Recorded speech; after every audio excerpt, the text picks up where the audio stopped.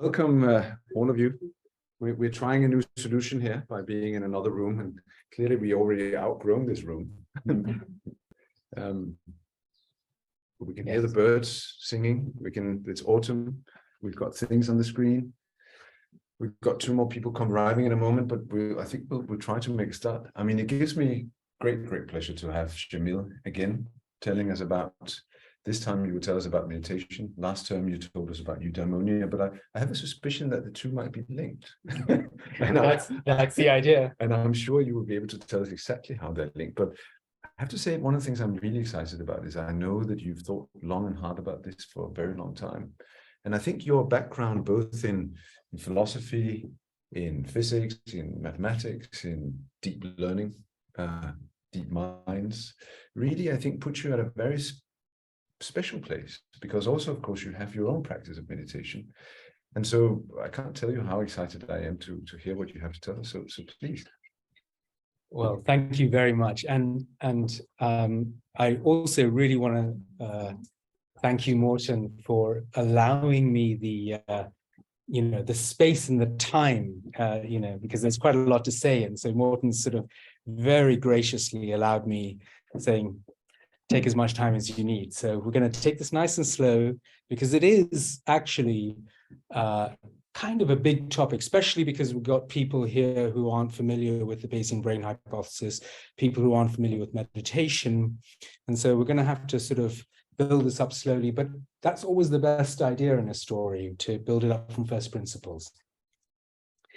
And what I want to talk today about, the title of today's talk is The Bayesian Brain and Meditation. But really, the real title is in this subtitle, A Predictive Processing Account of Radical Changes in the Character of Phenomenal Experience. Now, that's actually code for something.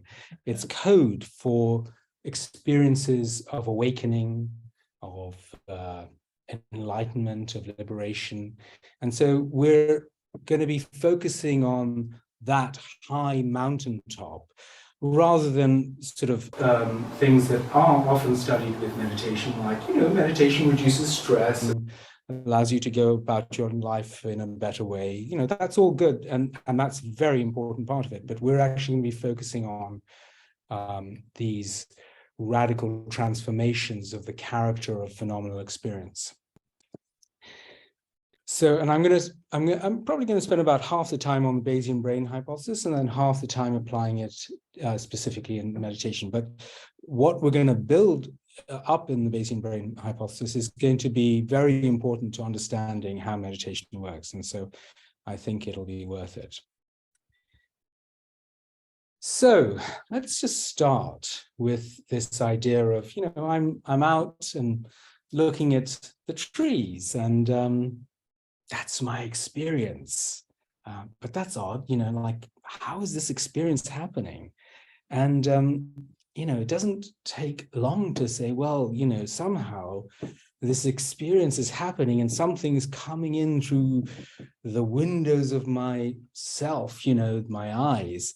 And then the next idea is that, well, perhaps there's a sort of a impression of the tree that I'm forming in my mind. How that impression happens is a kind of a mystery which we're going to unpack, but that's the typical, I would call it naive, but perfectly natural perspective. And of course, who's observing this impression? So that's interesting, right? So my slides are kind of out of order, but that's okay. So, who's observing this impression? Now, there's one more thing, which is that we think that we are getting an impression of reality as it exists. But of course, if we've only experienced our impression, have we ever had any contact with reality as it exists? So that's very, very curious, and we're going to try to unravel this. but it was a topic that exercised philosophers. And I think we're going to jump 2,000 years and go up to Immanuel Kant, who really, I think, did a fantastic job of synthesizing this problem. And what Kant realized is that we experience our phenomenal world, the things as they appear to us. But in fact, we actually never have any experience of things in themselves, the noumenal world, Ding an sich. And what he realized is that, welcome, come. What he realized is that we have to somehow make sense of our phenomenal world. And we must bring a perceptual framework to understanding our phenomenal world. And what he argued is that we bring certain hyper-priors, like the notion that our experience is organized in space and in time and with causality. These are things that we bring to our experience. And so he talked about the fact that he thought that he had created a sort of Copernican revolution in perception, which was that objects must conform to our cognition rather than our cognitions conform to objects. And welcome, come. Please come with me in the back. Come, please.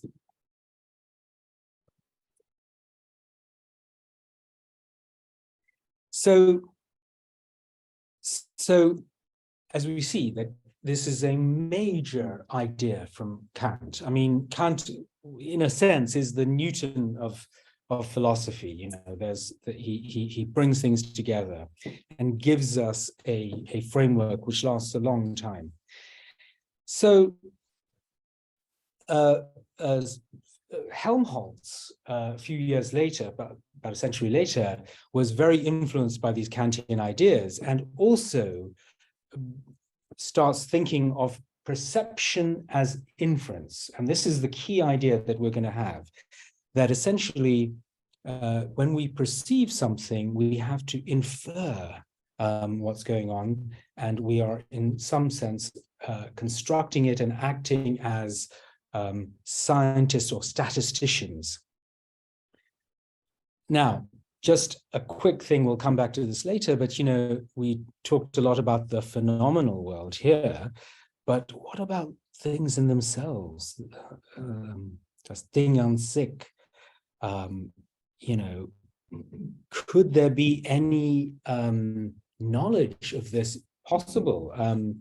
You know, Kant actually thought that, of course, things exist independent of our human perception. Certainly, you know, when we move something, someone else finds it in the same place, we can make very, you know, sensible models of the world.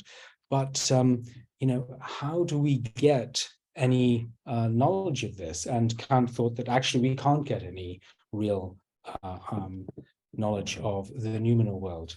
We'll come to Schopenhauer, who thinks that actually there is a back door, because Schopenhauer really brings together the ideas of Plato, Kant, and Indian philosophy in the form of the Vedanta, but we'll come on to that. So when we look out, you know, there's this very naive perspective that we have, that we're just passively experiencing the world as it's coming through the windows of our soul. But that can't be the case. That can't be the case. Perception is actually very hard. You know, okay, let's all do this. Put up your hand, arm's length, and look at your thumbnail. And your thumbnail is about all you can see accurately and in color. The rest is in black and white and a real mess. And now look around you in this room and outside. I mean, we've seen this beautiful, amazing, colorful, cartoonish definition a world. How on earth does that happen? I mean, it's really hard. Here's a little simulation of what it might be like to actually just see a snapshot of what you're seeing in color. Even this is a concession. In fact, it is, you know, it's probably much worse than this. But yeah, very difficult to make head or tail of it. Now, actually, but luckily, your brain does know what's coming through. In fact, this is the scene which our brain can easily see. Oh, look, it's a bee in a flower. But we can't understand it, but our brain can. How does the brain do that? That's the question. So how does the brain do that? Well, the brain has to solve the Bayesian perception problem. So if we have, so we've seen that we have the world, and presumably there are causes of our perception in the world. There are features of the world, and those features give us sensory data. Okay, and sensory data, it's a long vector of, for example, imagine just a long vector of pixel values, you know, and causes of my data are like that there are glasses and that there's an apple. That's what I'm seeing.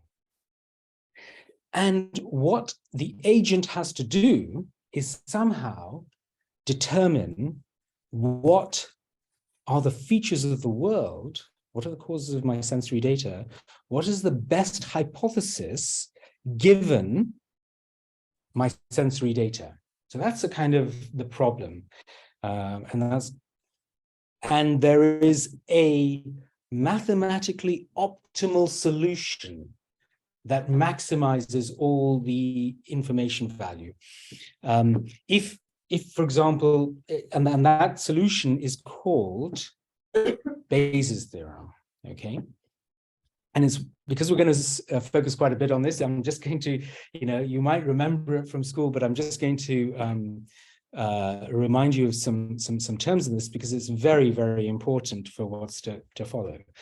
So what the agent wants to do, as we said, is figure out the probability density function of the features of the world, of your hypothesis of what's going on. What is the best hypothesis of what's going on given, and this little line means given, my sensory data, given all the information that I'm getting from my senses.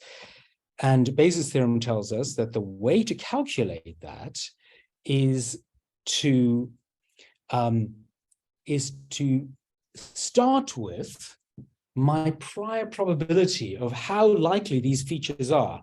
How likely am I to see an apple? You know, what's the prior probability? You know, I'm reasonably likely to see an apple. So that's, we start with the prior, and then we multiply it by the likelihood of the data. And that is, what is the probability that if this were an apple, if I was correct about my hypothesis that this is an apple, I would see this particular sensory data from it, okay? And that's the likelihood of the data, very important. And then there is this term on the bottom of the fraction, which is just how likely am I to see this data in general, okay? And that turns out to be problematic. That bottom of the fraction turns out for you to kind of, turns out to be computationally explosive. You have to kind of, to really calculate that, you have to take into account every single possible hypothesis. This could be an apple, this could be a nuclear bomb, this could be an alien, you know, it's impossible to do. And so Bayes' theorem turns out to be computationally explosive. And this is a big problem. And this is the problem that we face in artificial intelligence and in machine learning. And it's also the same problem that we face in evolution.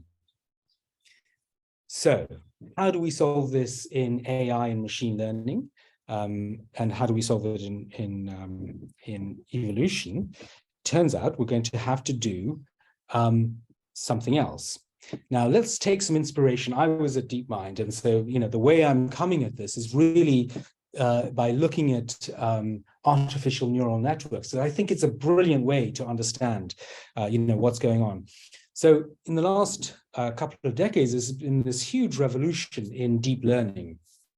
And roughly speaking, neural networks somehow managed to do this perception problem. You feed a neural network lots and lots of data, like lots of faces, right?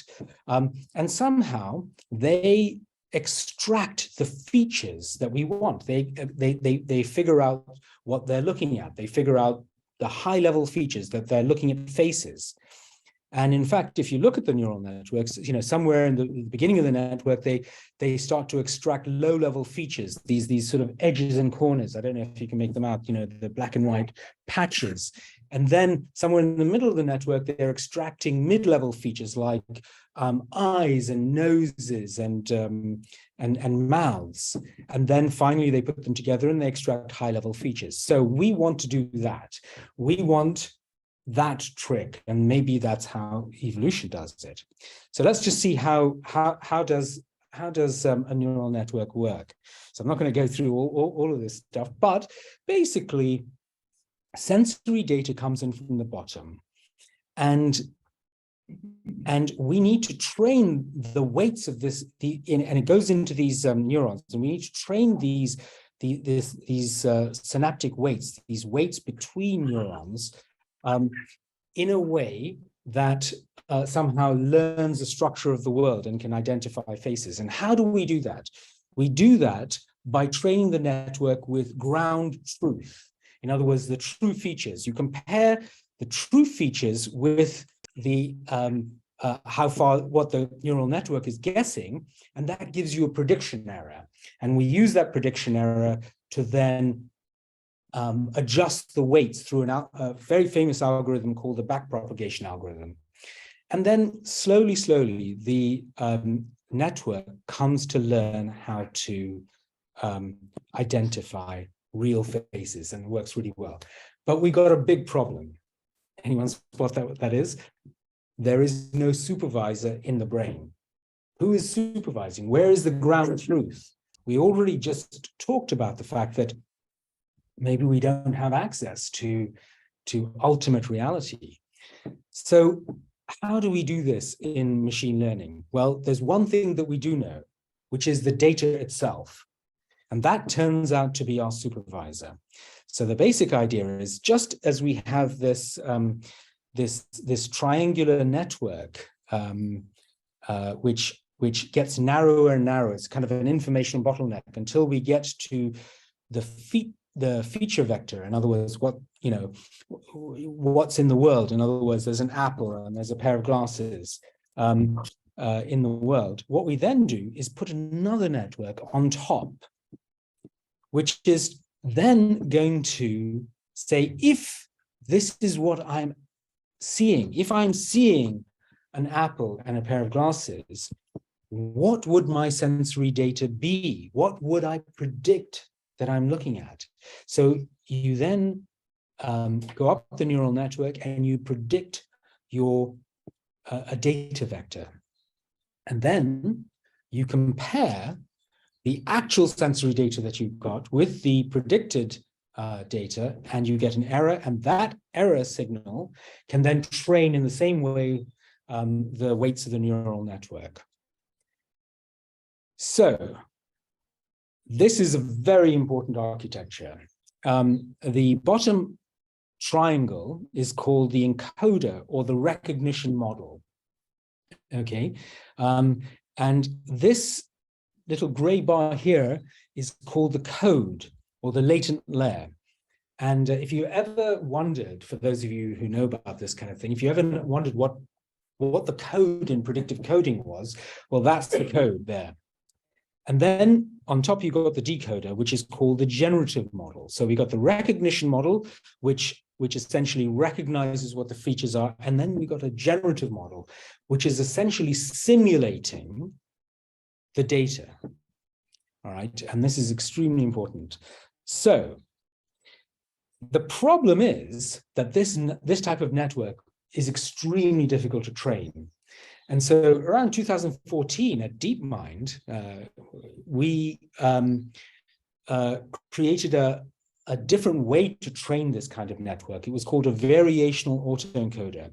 And what it used is instead of using simply the prediction error to train it, it used something else called the free energy, which I'm going to explain. It's an information theoretic term. It includes the prediction errors roughly, but it has other things. It has, in fact, specifically another requirement, which is that this feature vector can't be very far or is penalized for being very far from your prior beliefs, from your priors.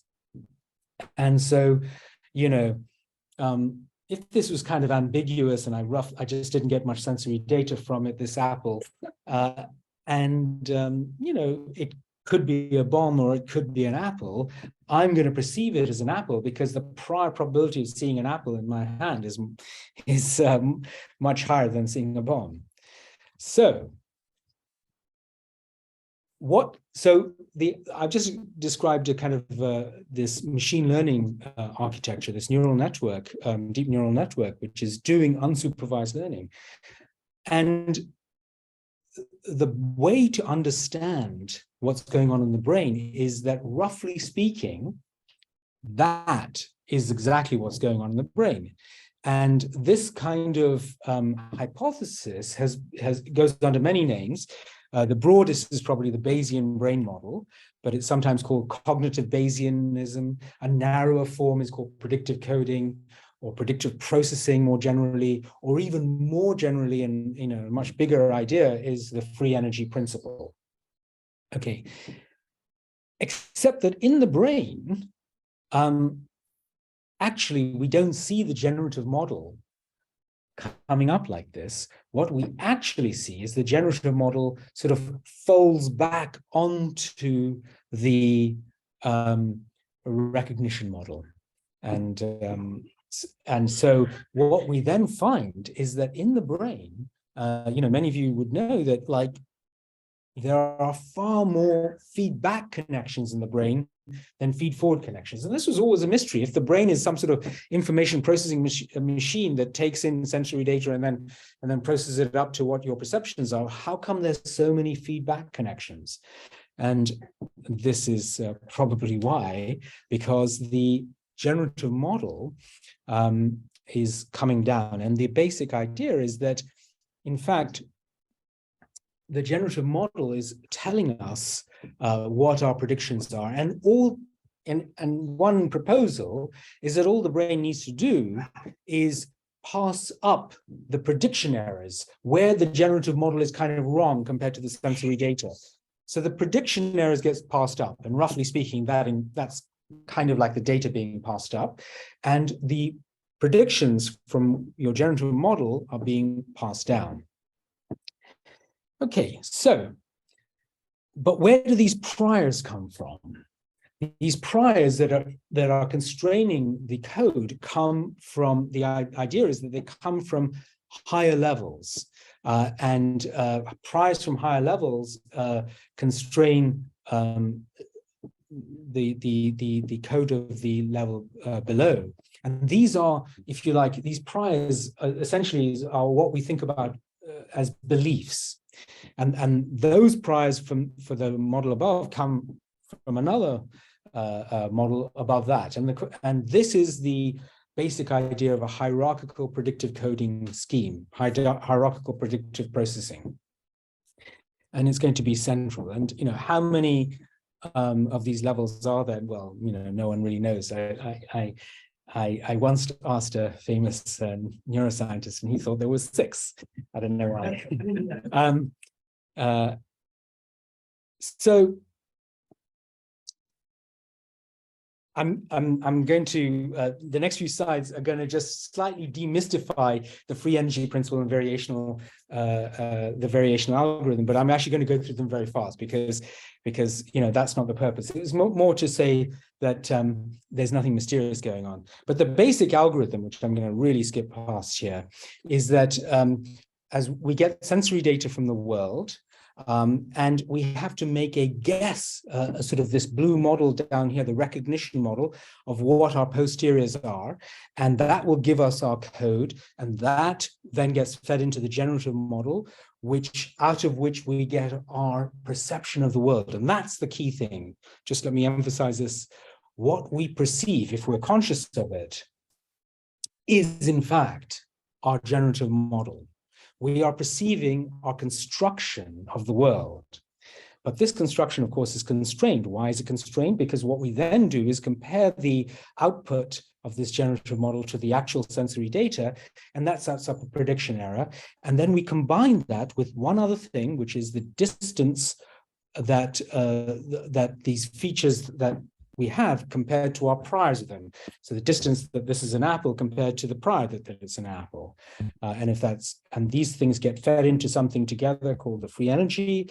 And we then twiddle the knobs of the generative model and the recognition density, twiddle all the knobs and levers to minimize that free energy. In other words, minimize the prediction errors and the deviation from the priors. And that way, slowly, the approximate posterior converges to something like the true posterior, but how do we know what that is?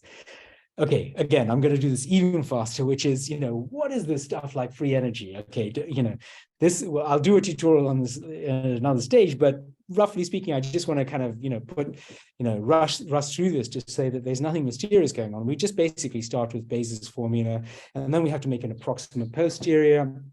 And we basically say, look, let's minimize the distance between this approximate posterior and the true thing, and then we rewrite this a couple of times and put in Bayes' formula in there, and then we basically get this thing here.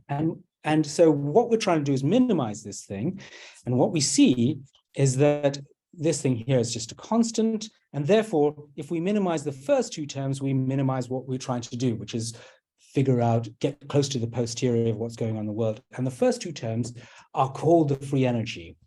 Now, very quickly, just want to understand these two terms. The first term is the surprise in the sensory data. Okay, so what it is saying, look, how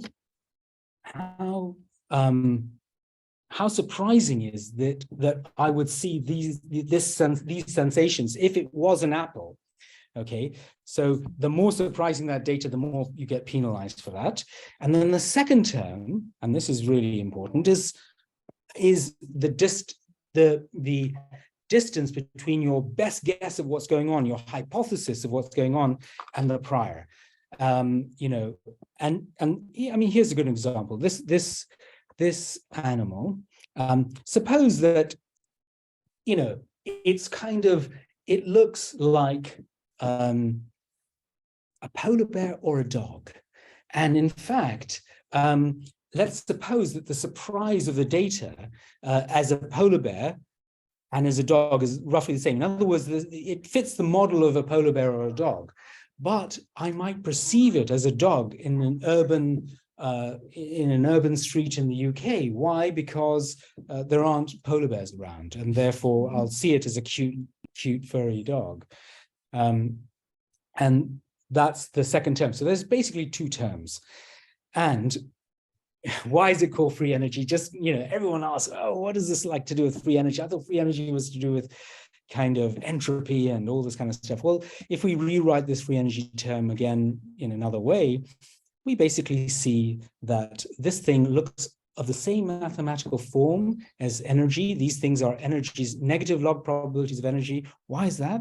Because of Boltzmann's Boltzmann distribution. You basically just take energies are related to probabilities through an exponential. So log is the kind of inverse function to an exponential. And there's the negative sign.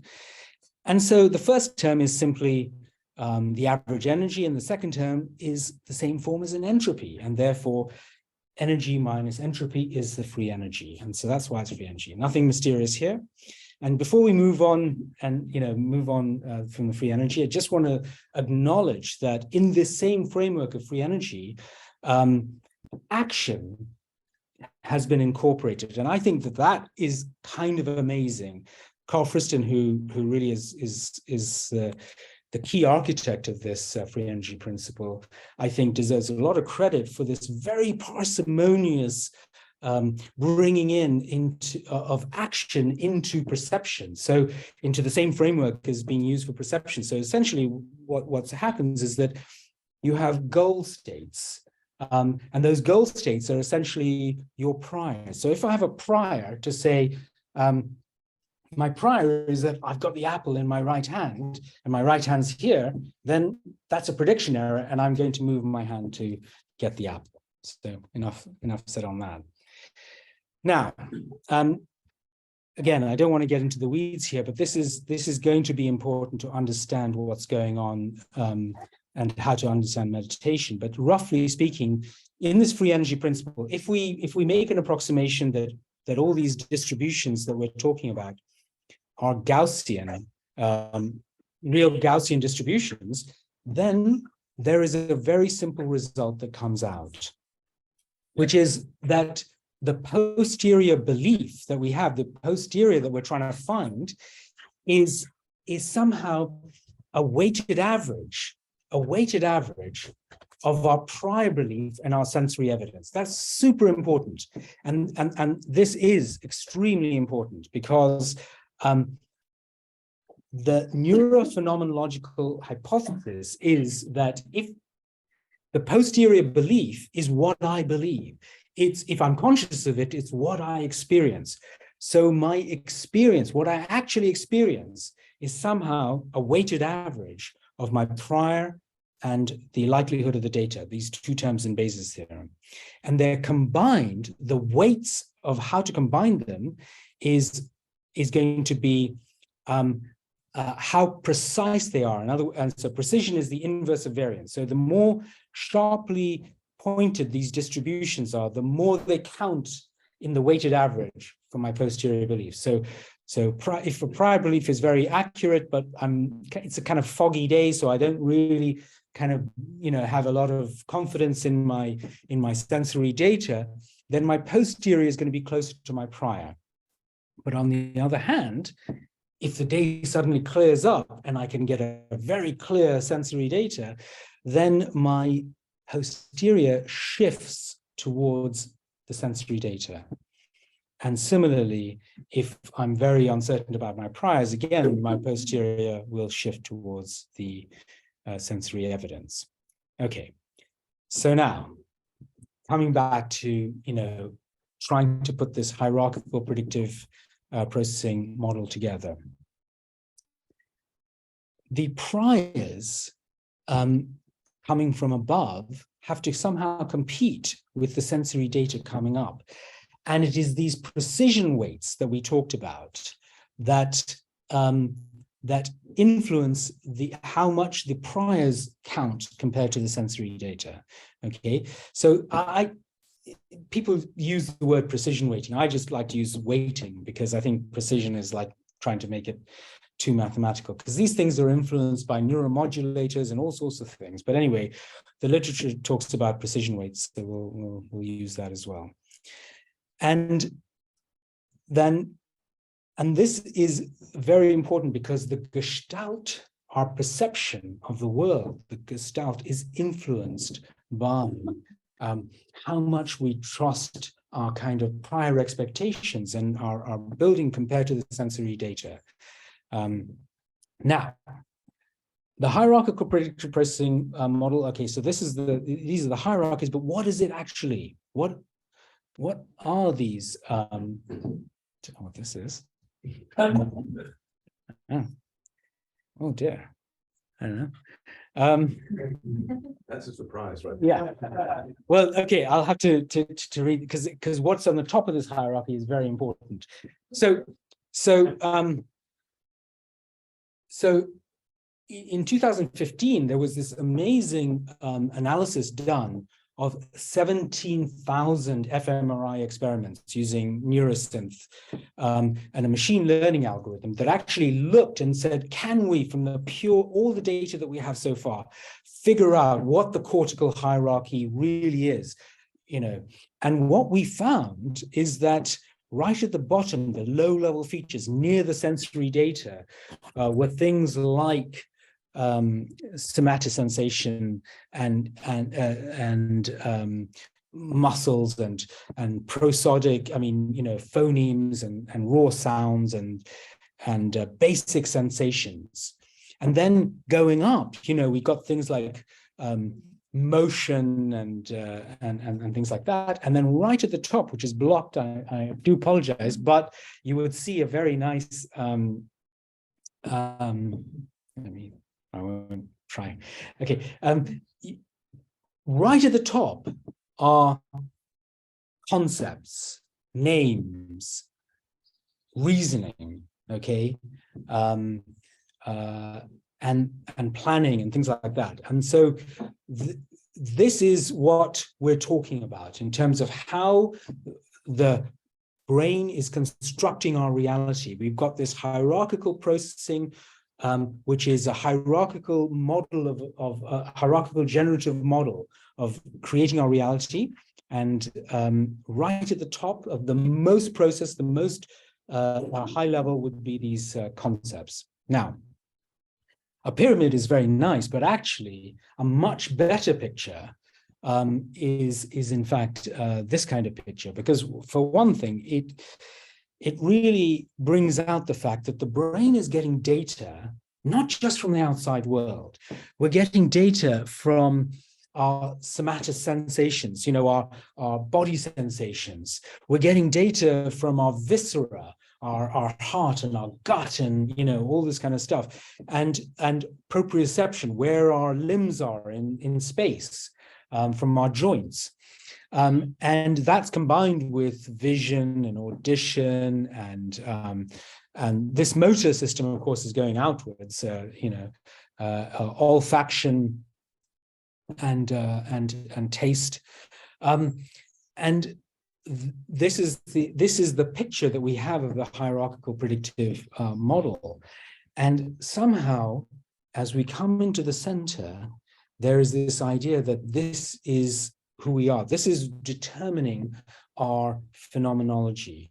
And I think that this kind of idea has really been explained amazingly well. If you, Anil Seth has done a phenomenal job in his latest book. If you want to have probably the best account of this whole view, read Anil Seth's Being You, because I think it's a great idea, and it sort of elaborates his view that the brain is a controlled hallucination, which really, actually Chris Frith really came to this view in his book, which was probably the best book before Anil Seth's book. And the idea is that the body is the first prior. I somehow am predicting myself, and therefore I am. So let's look at the self model. So somehow, not only must we be creating a simulation of the world, but we also must be modeling ourselves into it, how we react, what our agency is.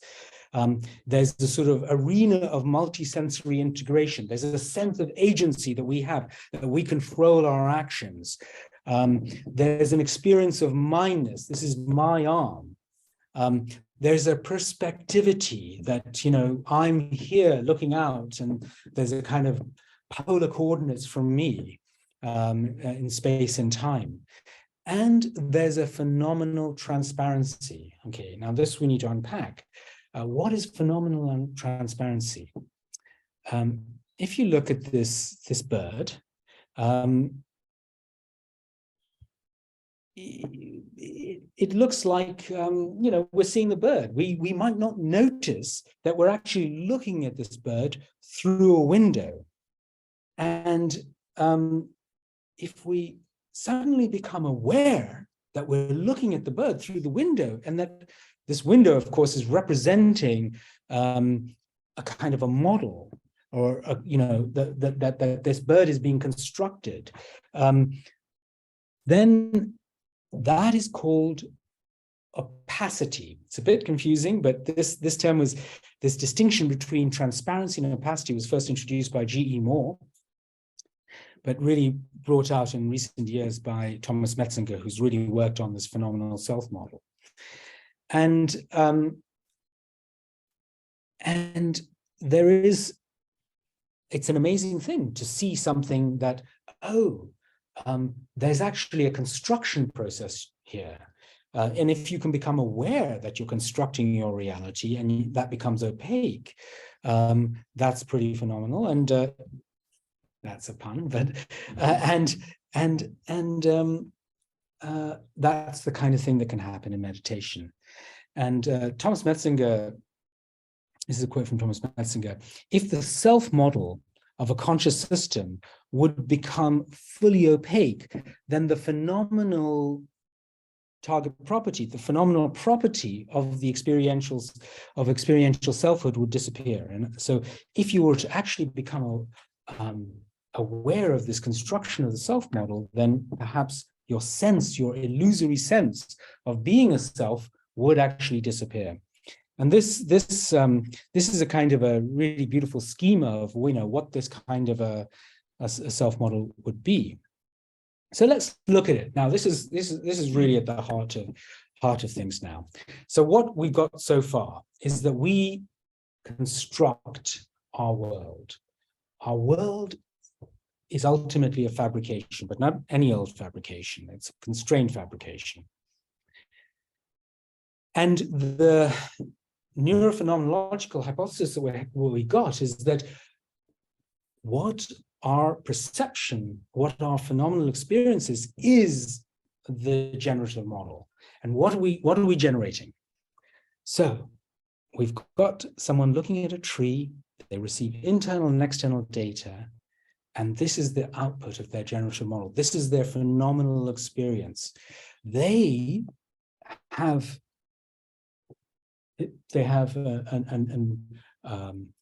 a representation of a tree. They fabricate a tree, and they also have a representation of themselves, an avatar, you know.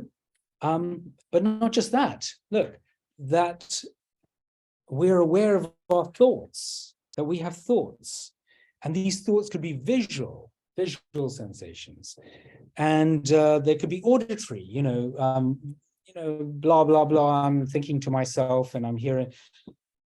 And we also have sensations through the body, somatosensory experience.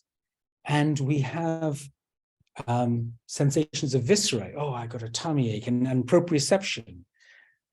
And smells, odors, and the sense of the breath at the nose. These are all part of my construction, my fabrication. And sounds, and my heartbeat, I can feel sometimes. And emotions. So I have all these emotions, and if I can sometimes tune into them, and they're all these emotions. Now, but where's the phenomenal self-model? So this is obviously not the way we normally experience the world, because what we really experience is this kind of, it's organized into a system, a subject-object duality. Who wants to see that animation again? Let's do this. Right. So so what we have is we have a subject here, and we say, well, this is all me, and these are all mine, and there's a sense of mineness, and there's a sense of perspectivity that, look, I'm looking out onto the world, and I can see a tree, and it's so many meters from me, and this angle. And there's a subject-object duality about this, that here I am, and here is an object, and it's not me. And then there's a sense of agency, So we've got the sense of a Cartesian theater with an agent, who's got this kind of a doer, sort of games controller. And that is the kind of picture that we create. And that's our normal picture of being an agent. And that's very helpful from an evolutionary perspective, because we need to think of ourselves as agents. Otherwise, we would be eaten by the tiger.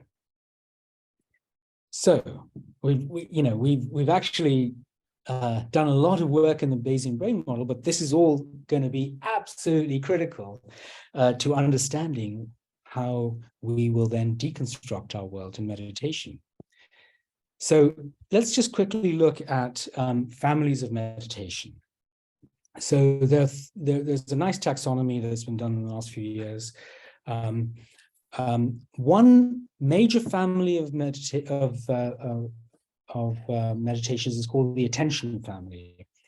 And, focused attention, for example, counting breath at your nose, or feeling breath sensations or anything like that, saying a word, a sound is part of that. Open monitoring meditations. And these meditations tend to calm the mind. They tend to reduce the contents of awareness. The second class of meditations are the deconstruction family. And those are, things like mindfulness, in fact, end up being used as deconstruction techniques, and Vipassana and insight meditation. And we'll come on to see how they are, but they essentially deconstruct our models of the world. And then the third class of meditations are the constructive family and the famous one, for example, the most famous one might be something like loving kindness practice or compassion practice. So we're going to look at this. I mean, obviously, there's been a lot of research done in this, and we're not going to look at the brain data at all, except to notice that there are some key features that keep coming up: attentional systems and self-awareness and emotional regulation. But what we want is to not just look at neural correlates. We want to look at a map of what's going on. So let's first look at focused attention meditation. So the general instruction in focused attention meditation, for example, might be really pay attention to the sensations of the breath of the nose, and just pay attention to the breath.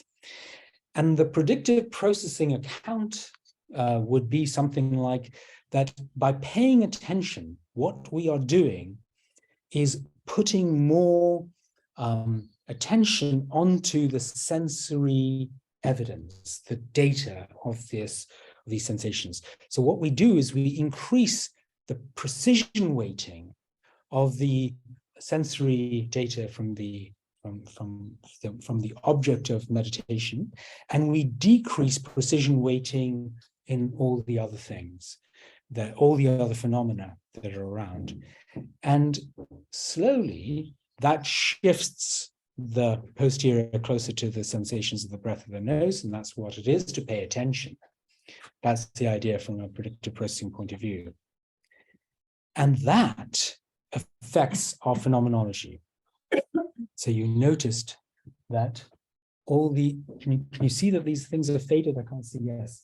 So you can see that the other phenomena are still there, but they're not kind of salient in our perception. They're quiet, and we focus on the breath.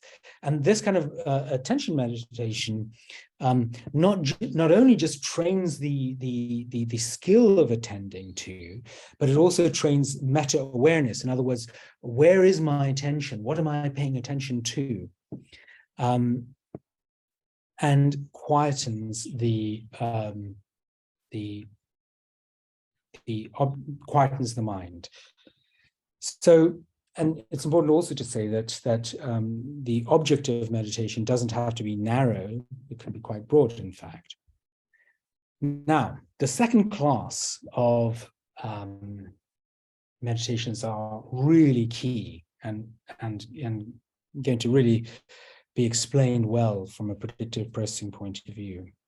So we talked about this cortical hierarchy, and you didn't see the top of that. Well, there's the concepts. Now it's too small and you can't read it, but somehow what we want to do in a deconstruction type meditation is to go down the cortical hierarchy of fabrication and unfabricate, somehow turn down the influence of the top level models.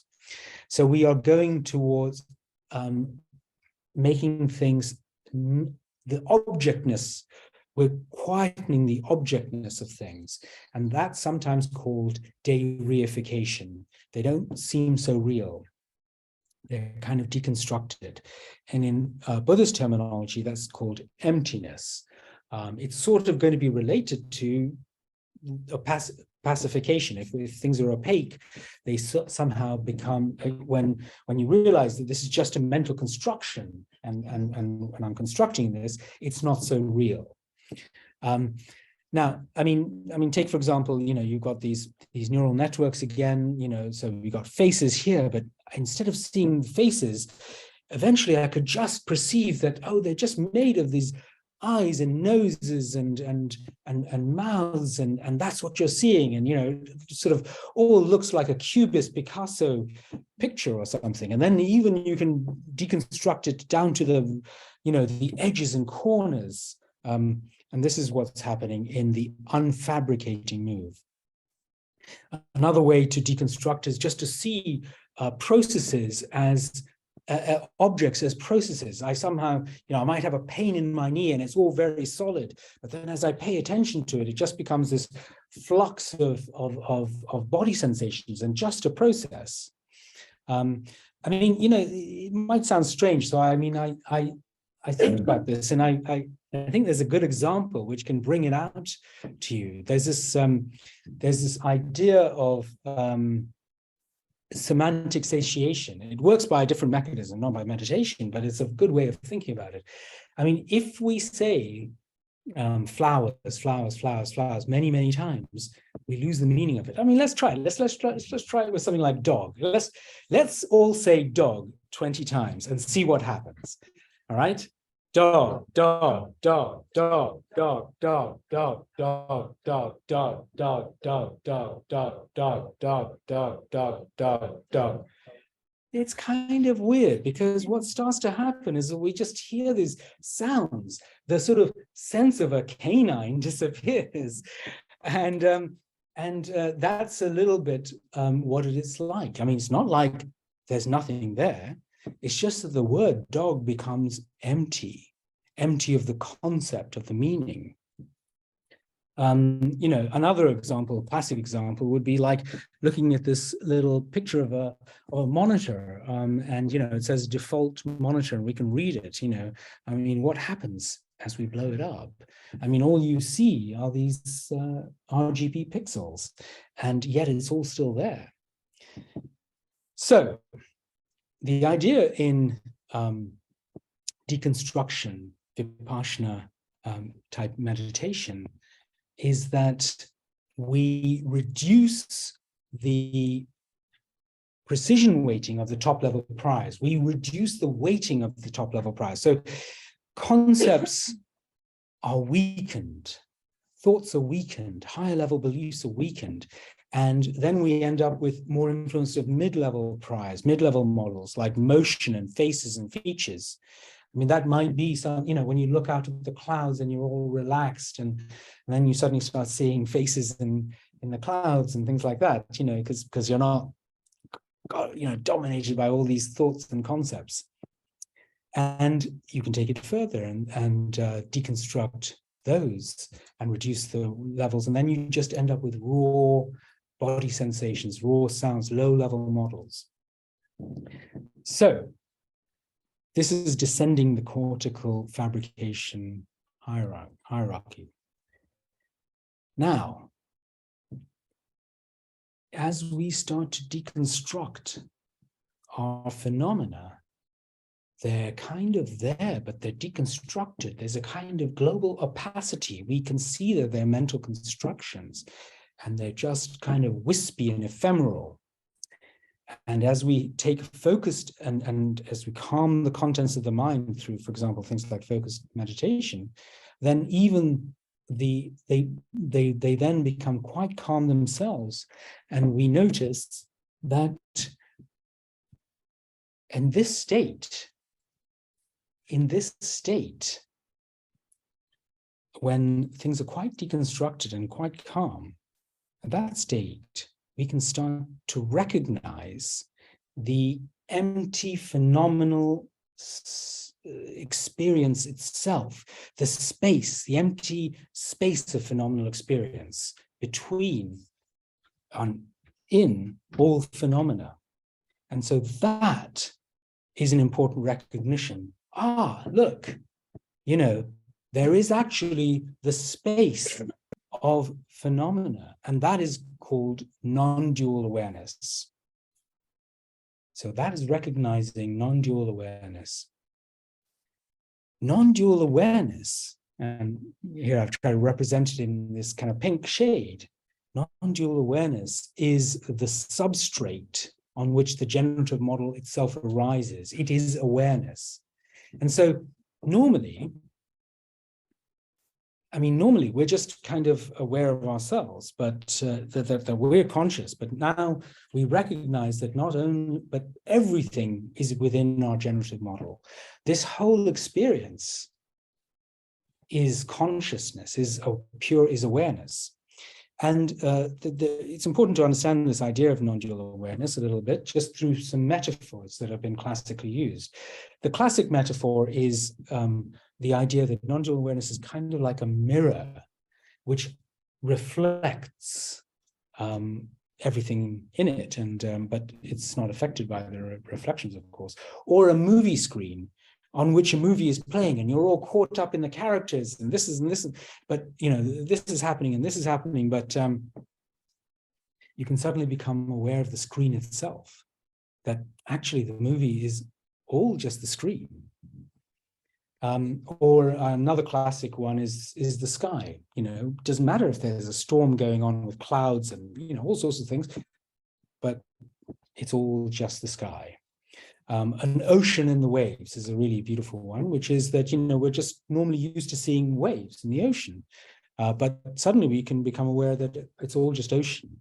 Or a one that's maybe more modern is the concept of a field, from physics. So that we suddenly, we have a field in its vibrational modes, is the idea of non-dual awareness. So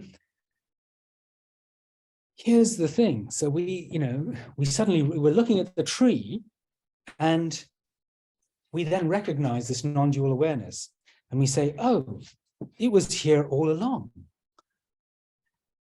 And actually, this is all my consciousness. So normally, I'm used to thinking about my consciousness. If you ask somebody like, where do you feel like you are? Where are you conscious? It's somewhere behind my eyes.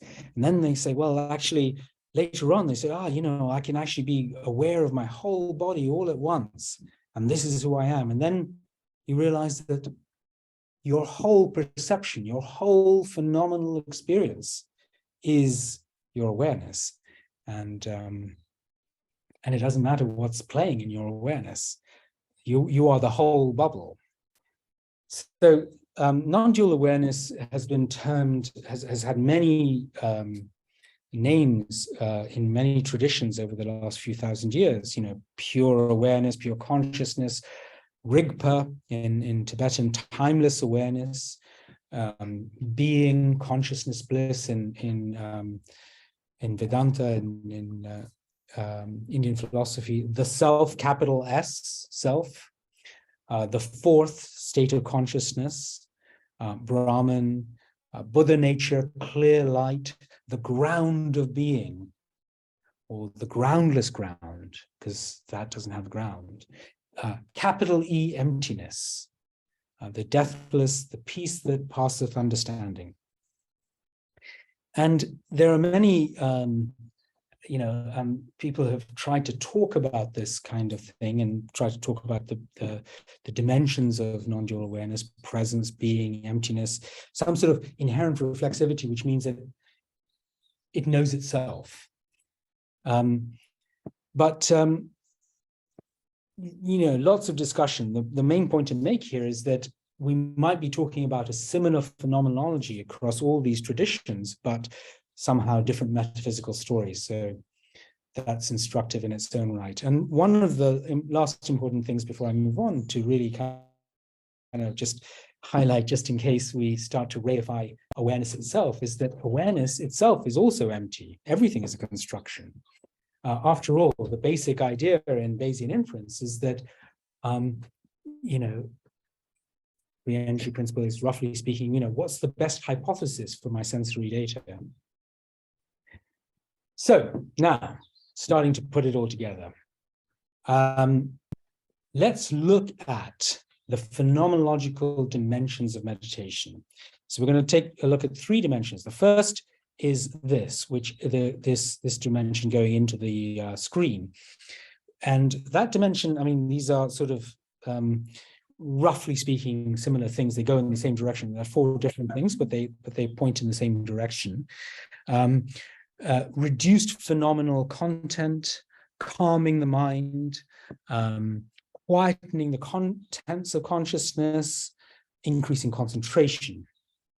And so what we see is that when we start off in a kind of monkey mind, where there's lots of things are just a normal mind, and you're flitting from idea to idea, and then a novice focused attention meditator would start to quieten the contents of the mind, and an expert would further quieten. Now, the next family would be the deconstructive meditations, where you're now unfabricating. You're unfabricating and also quietening to some extent, and an expert would unfabricate even further. And notice now that the height of these little flowers are getting taller. And that's the 3rd dimension, which is the non-dual awareness, recognizing the empty space of phenomenal experience itself.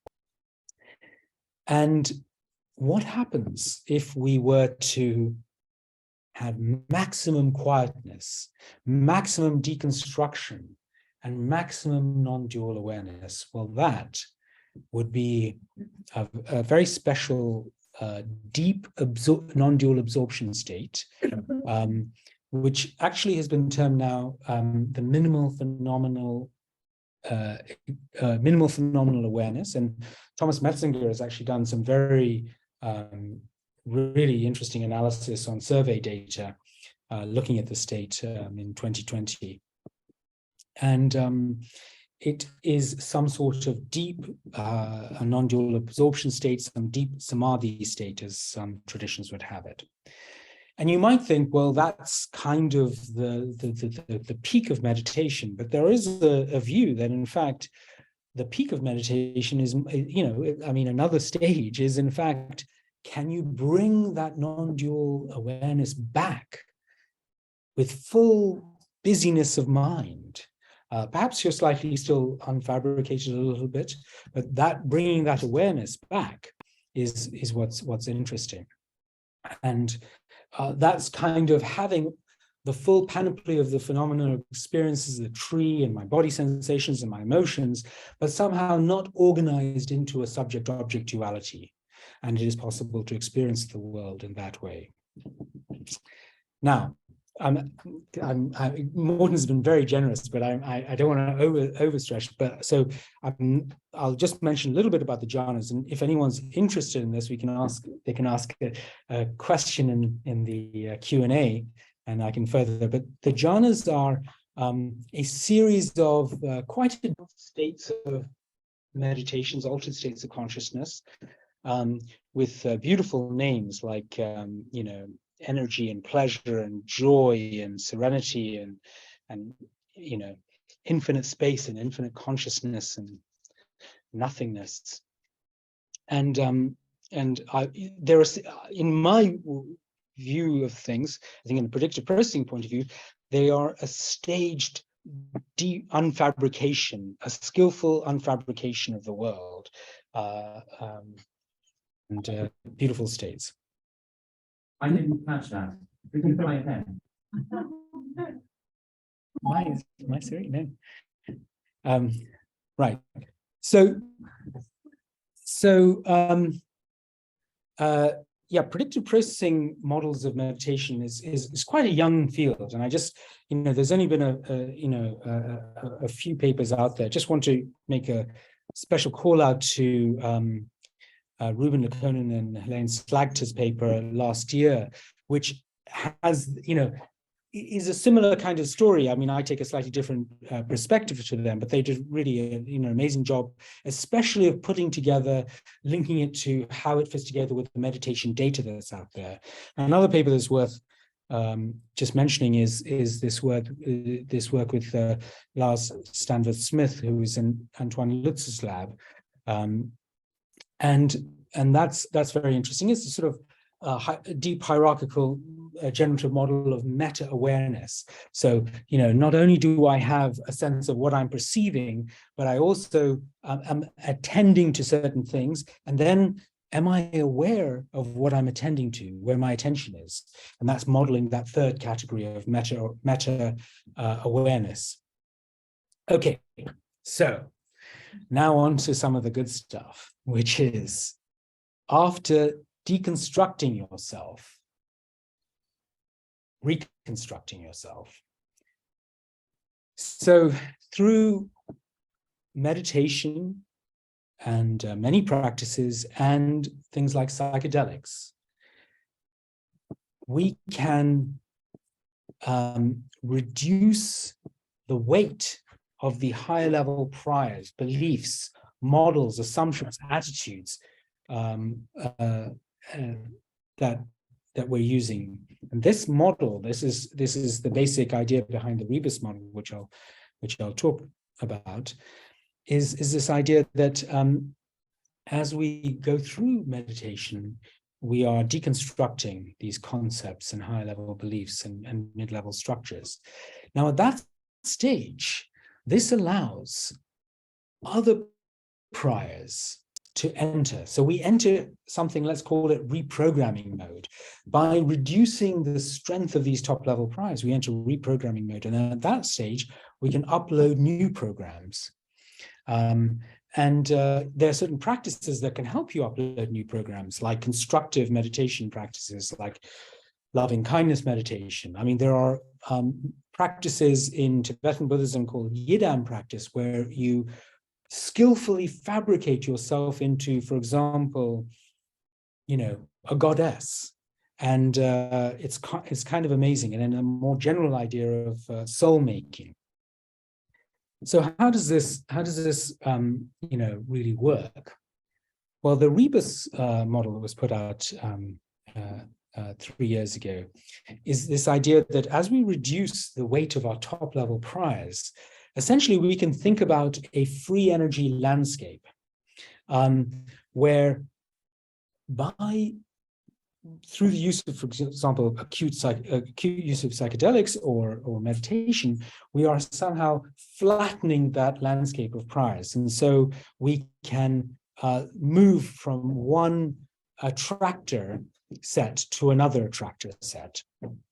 And in recent, I mean, there's a sort of update of this kind of idea that Robin Carhart-Harris, Carl Friston, and a number of us are co-authors, including Fernando and Pedro and myself, are on this, is this idea of generalizing this idea as a general model of psychopathology. And this work is forthcoming. And here's a beautiful kind of landscape that we use, sort of comes from developmental biology. It's called the Waddington landscape. But essentially, you can think about it that this landscape is really a free energy landscape, and that we might have got stuck in a rut, in a prior here, and we sort of view the world in a certain way. And then as we relax the landscape, we're more able to hop into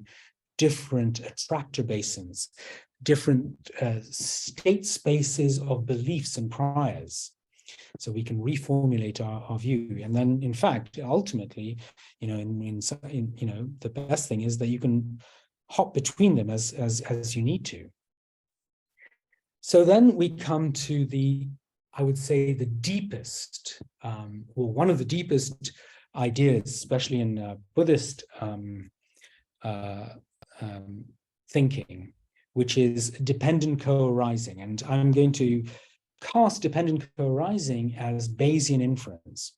So we've seen that the experience of the world is a construction, but it's a constrained construction. And it's constrained by external data and internal beliefs, priors, and assumption. And the question is, can we make that construction beautiful? So we get external data, and what we bring to the experience world is ways of looking, high-level priors, high-level beliefs, high-level models. And those come together as the two terms of Bayes' theorem, in fact, as your priors, the ways of looking, and the likelihood of the data. How likely is the data if that was the correct hypothesis? And that gives us our experienced world. Now, for example, here's a way of looking. I mean, if I'm a depressed person, I say, you know, the world's a terrible place. Everything always goes wrong, and I'm a useless person. And then I look at the world through that lens. Look, this sort of blue lens here. I look at the world through that blue lens, and I see, guess what? The world is an awful place. Everything always goes wrong, and I'm a useless person. You focused on the negative, you found the negative, and you're stuck. And what you get is feedback from your evidence. You get a Bayesian updating, which revalidates that lens. And so that lens of being a depressed person keeps you stuck. It's self-reinforcing. On the other hand, if I have a lens which is the world's an amazing place, and it's beautiful, and it's a kind of a gift, it's a miracle, and I look at the world with that lens, guess what? That's the kind of world that I experience, and it validates that lens. So this kind of ways of looking approach, I think, can be truly liberating. And this was ideas that Rob Babeyev was very keen on, ways of looking. So finally, before we end, we've been through quite a lot, but there's one thing that we kind of left hanging, which was that so far we've just been talking about our experienced world, our phenomenal world, what Immanuel Kant called our phenomenal world.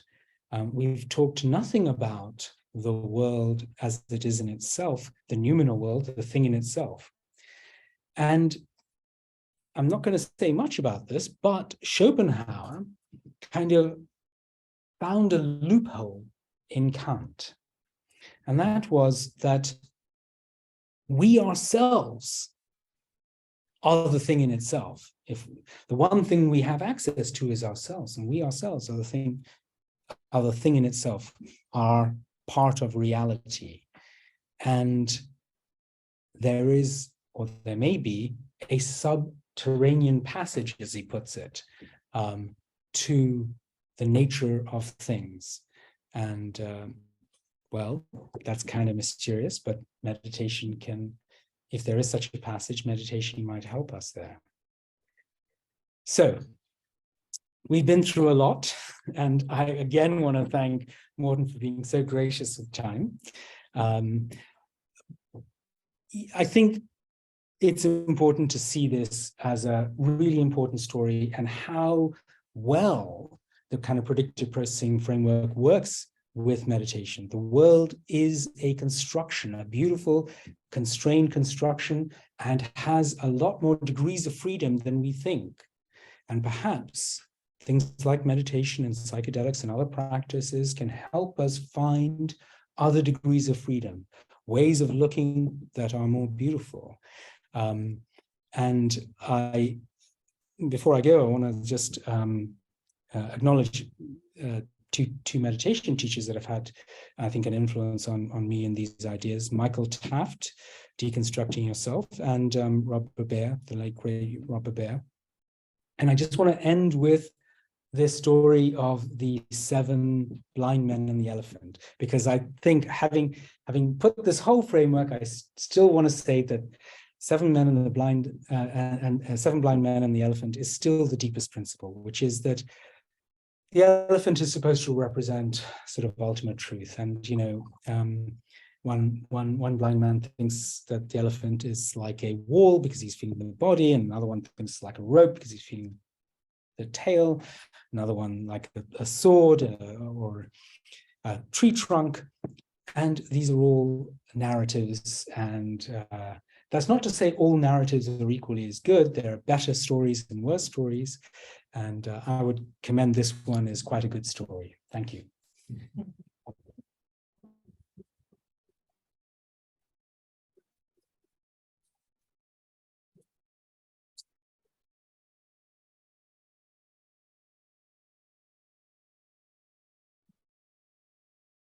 Thank you so much, Shamil. That was extraordinary. I love the animation, especially the netbooks.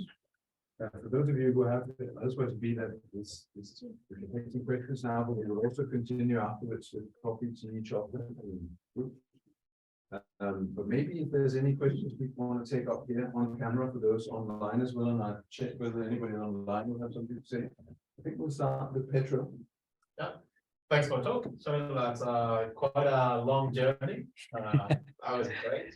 I was very curious when you were presenting, you were talking about introducing non-dual awareness, and you were saying all of these different names that it has received across different traditions and different cultures. A few of them were including the word bliss, and I'm not sure if maybe my interpretation of this is incomplete, but to me, bliss has a very strong positively valence, like a very almost euphoric sense. Would you say that is true for non-dual awareness in general, or what is that? Well, I think this is a deep question in non-duality. What the ultimate nature of non-dual awareness is, and perhaps there are different things it can tune into. And normally people tune into a kind of peace or infinite expanse, or these kind of things. But some people report bliss, love, and I'm just let's just be open to say, well, these are different things, and maybe it's that bliss and peace are bliss and love are the first subtlest fabrications. So maybe that. So it's a good question. I ask that to myself a lot. So good question. First, I just want to say, extraordinary talk. I feel like everything I've ever wanted to hear in a presentation was here for an hour and a half. It was amazing. Everything was here. There's so much to talk about, but I wanted to ask about these first level priors, stemming from the body that you spoke of, sense of blindness. I forget what the other things that you mentioned were, but how do you translate things like this, things like these that are so abstract and theoretical, it seems, into probability distributions? Yeah, I mean, that's a really great question. I mean, if we take this literally and we're trying to model with these kind of things, I would say you're going to need at least 1,000 dimensional spaces for starters. You know, I showed little bell curves on one dimension, but think of 1,000 dimensions, you know. So this is this is a conceptual idea. How we take it to the next level is really great. And I'm so glad you're doing a PhD on it, because you know, we'll figure this out together. But good question. And yeah, great questions. Yeah. So I got the feeling that you were talking about different hierarchies and different points. So for example, there between sensory and the prior, that would be one going up and down. And then you have the pyramid with the sensory, that's another one. I would say that Or, they're all, I think they're all similar hierarchies with kind of sensory data near the bottom. You know, it's the kind of typical cortical hierarchy that we normally have, you know, kind of V1 and V2 at the bottom, and then, you know, the grandmother at the top and that kind of thing. It's just that showing it in that pyramid structure was from the machine learning of the you know, the purely what it might look like. Another representation of that same thing is spreading it out into a circle with everything coming into the center. And this picture is simply showing it as a schematic using kind of autoencoders folded back, just to see that but you know, this is just a sort of cartoon picture. Presumably there would be many of these modules at the bottom and many in the middle and many at the top, and who knows how it's organized. And in fact, who knows if there aren't jumping loops and things are connected in kind of unhelpfully unneat ways. so if they're the same now, my real question, you said in some point that the experience was the output of in that experience, or do we have a direct experience of the priors as well in some way? Or yeah, that's okay, great. So again, you know, this is exactly the kind of questions, the research questions that we need. Now, you know, we're first going to have to solve what consciousness is. But really, this is what, you know, this is really relevant stuff, because essentially what you're talking about is if we were to have a predictive processing theory of consciousness, what the output of the generative model, how would it relate to notions of in the IIT, to global workspace, to the back of the brain versus the front of the brain kind of thing? You know, how deep would it go? Is it that actually we are kind of the back of the brain is where phenomenal experience is, and you know, we really are aware of the kind of details, but then higher level things are kind of further up the hierarchy or being broadcast. And you know, these are really, you know, important questions. I mean, to what extent are we aware of the gorilla in the basketball game? You know, anyway, I love all three questions are absolutely amazing, because this is the research agenda. I mean, this is very early conceptual stuff. Yeah.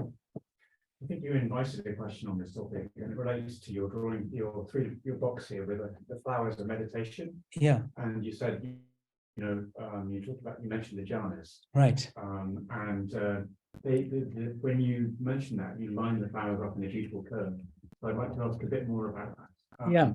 Then tantalizing a few slides before, you suggested bringing that sort of flower back into consciousness.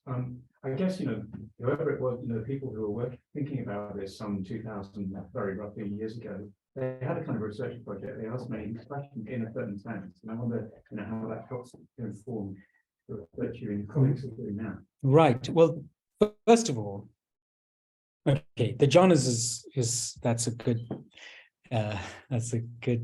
cue in which I'll come to. But just on this point on non-dual, this idea of bringing non-dual awareness back into the world, I would say that to some extent, that's probably not there in maybe early Buddhism. It's something that developed in the non-dual ideas, the Mahayana and other things, and I think so. This has definitely been a development. So to some extent, some of the very early thinkers, might have just been about extinguishing, being in nirvana or something like that, not just living in the world. But that, I'm not sure. I mean, there's on the jhanas. I mean, that's interesting. I mean, would you like? Are you curious about them? Would you like to understand?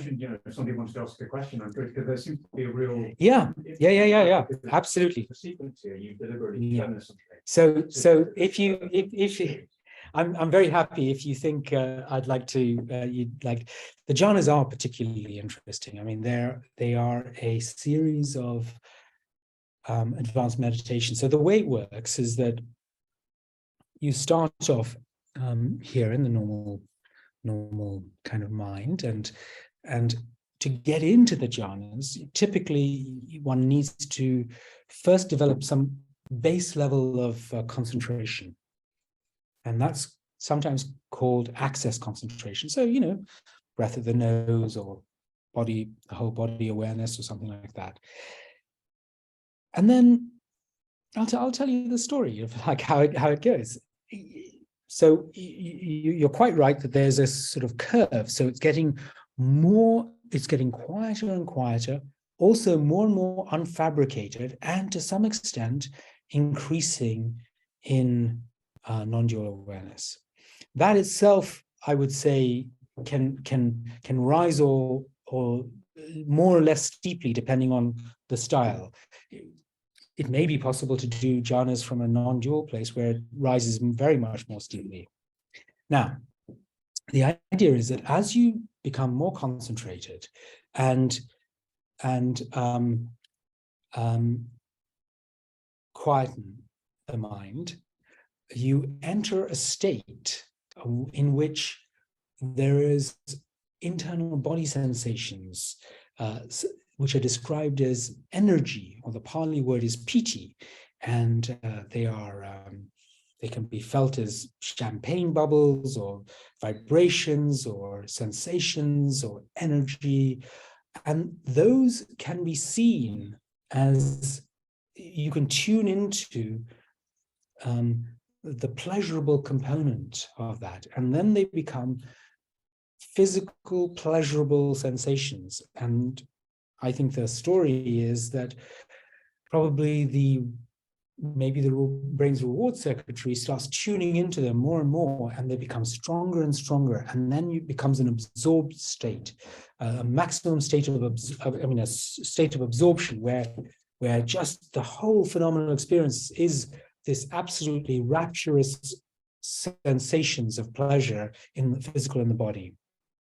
And then at some stage, you can tune into something that is even sweeter, if that was possible, which is a kind of more pure mental well-being component into that. So it moves into a sort of a more mental happiness or joy component. And the energy is still there, but it's more in the background. And that can become intense, and people can describe it as orgasmic and all sorts of things. These descriptions are there. And you think, well, where could I go from there? And then what happens is that you tune into something that's even more beautiful, which is some sort of a happiness, a peace, a contentedness. So all the positive happiness and joyous well-being component, but where the energy is right down, so it's peace instead. So a peaceful contentedness, as if you've satiated yourself, you've been very thirsty, and you've gone through the desert, and you come to a watering hole, and you've drunk and all this pleasure and joy, and you're fully satiated, and now you just lie back on the bank and enjoy feeling satiated and absolutely peaceful, and that can be even more delightful. And then you think, well, what could be more delightful than that?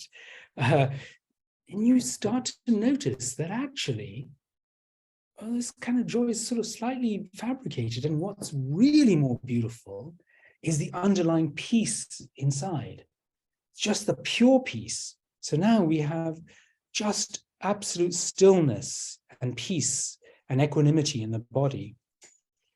And that's the fourth jhana, deep peace and stillness. And then you think, well, where could you go from there? Well, there's still more fabrication to go. There's still more unfabricating to go, because there's still the body. And as we know, the body is a construction. You know, we have this body map idea, and we can start unfabricating that body map. And what that feels like is the body map starts losing its boundaries, and you notice that there's no boundaries to this body map. And when there's no boundary, it's boundless and it feels spacious. And so the sense is that there's just infinite spaciousness in the stillness. And that's extremely liberating. I mean, you know, having been bound into this model of the body for, you know, this is our usual thing, to feel the expansive state can be very freeing and beautiful. And then you think, well, where do you go from there? But you see, space itself is a kind of construction, as we saw from Kant, as we saw from this phenomenal self-model, that space itself is a construction. And actually, everything's just made of consciousness. And so then the space kind of fades away, the space model fades away, and it's just infinite consciousness. And then you think, well, you know, where do you go from there? And then it starts getting a little strange, because you see that the consciousness is really underneath, is just this nothingness. And as you tune into the nothingness, all of it tunes into just nothingness.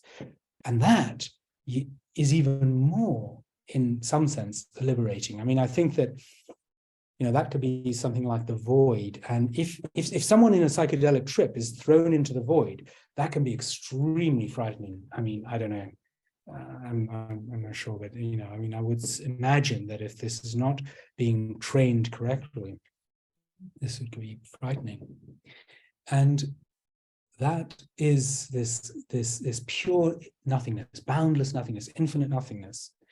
And then, of course, you know, surely there's nothing more than nothingness, and nothing less than nothingness, nothing more to unfabricate than nothingness. But there's one last thing, which is that there is the perception of nothingness.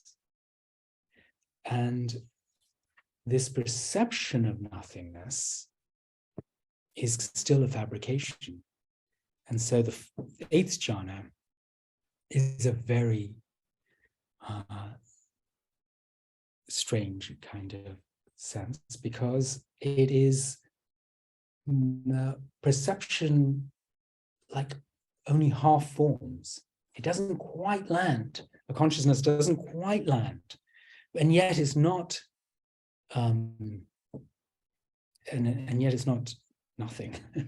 But it's not non-perception. It's not. Yeah, I think it's the clues in the title. Neither perception nor non-perception. Okay, that's the clue. That's a clue. And I think we'll have two more questions, and then we'll continue talking about the nothingness. Yeah, please. So what does the deconstruction of priors look like neurobiologically, and is it possible to get to zero information content priors? It's interesting. Let's just look at this zero. Some people have speculated that some sort of deep samadhi state like this, where there is no, you know, could be also linked to minimal information. I don't know. So that's one idea, that that could be. So that people have talked about that, but it's a really good question. Now, what does deconstruction of priors mean, like neurobiologically? Yeah. I mean, it's sort of like, you know, what is it like when you see the all the ants in the ant colony without seeing the ant colony, or all the trees in the woods without seeing the forest, kind of thing? And I mean, you know, it's an excellent question, and you know, this is early days research, and we got to figure out, you know, is it, for example, higher levels, you know, will we actually find higher levels quietened? Now, one hint is the default mode network. I don't know, but many people have speculated, and I think there's something to this, that the default mode network, hold on, 1 second, yeah. Okay, many people have speculated that the default mode network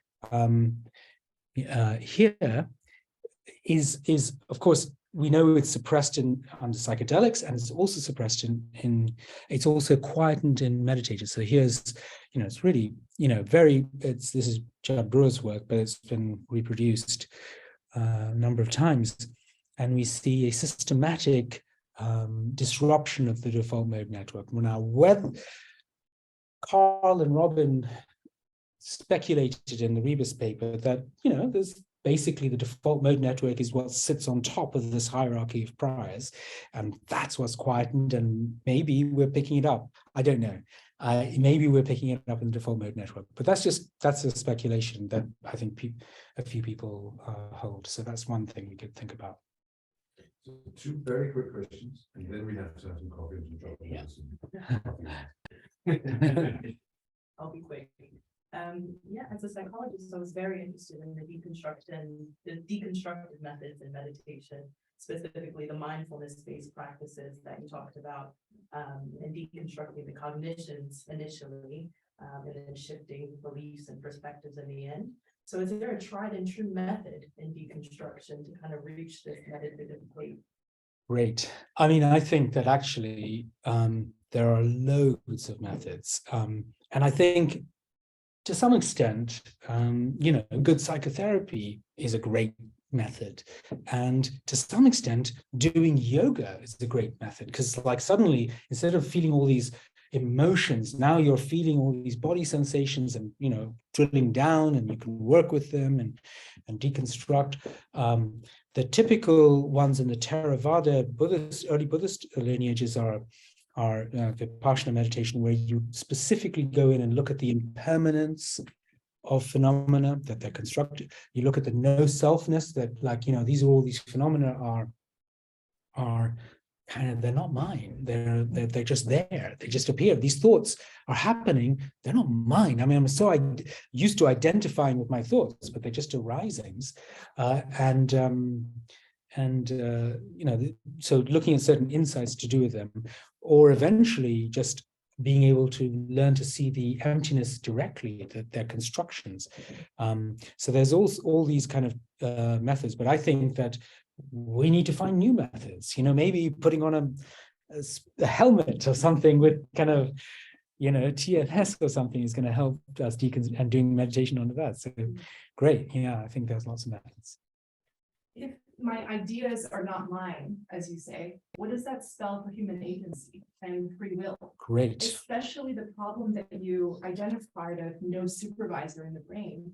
Does that leave us vulnerable to higher influences, such as governments, media, and other infiltrators, if we're not aware of these processes? And also, if our sensory evidence can be tampered with and manipulated, doesn't that change our posterior belief and our priors? Okay, that's a great question. And to some extent, the free will problem is still there. in the same way after understanding deconstruction, in the sense that, so even if you don't know anything about meditation or deconstruction, the free will problem is like the laws of physics are complete. Everything is determined or random, which doesn't help. And to what extent is there any agency? No. So the fact that we can see that agency is a kind of a construction is only just getting back to the sort of the philosophical debate back into the free will problem. So to some extent, I think that the free will problem is unaffected. We still have it. But now we can have more language around it, which is to say agency is a really useful way, a really useful model. Just because we're deconstructing these models doesn't mean they're not useful, or, I mean, sometimes they can be a little awry, or like a depression lens or something like that. So we can deconstruct it and reconstruct it better. But otherwise, we can deconstruct it, but we can use agency in the world. And people who, for example, meditate and then lose agency, they're in trouble.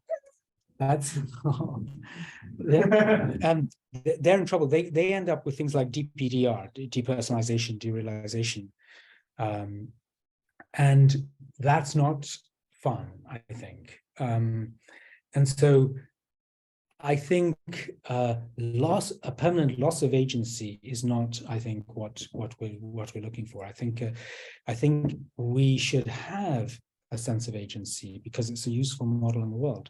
And I think that, in a sense, the world lands exactly where it is. All the things that are important for us to, we are, so we're playing these characters, or we are these characters, and we continue playing them well. So I think that, yeah, it's a great question, but I think it's enriched but unaffected by the free will. Thank you so much, Shamil, again.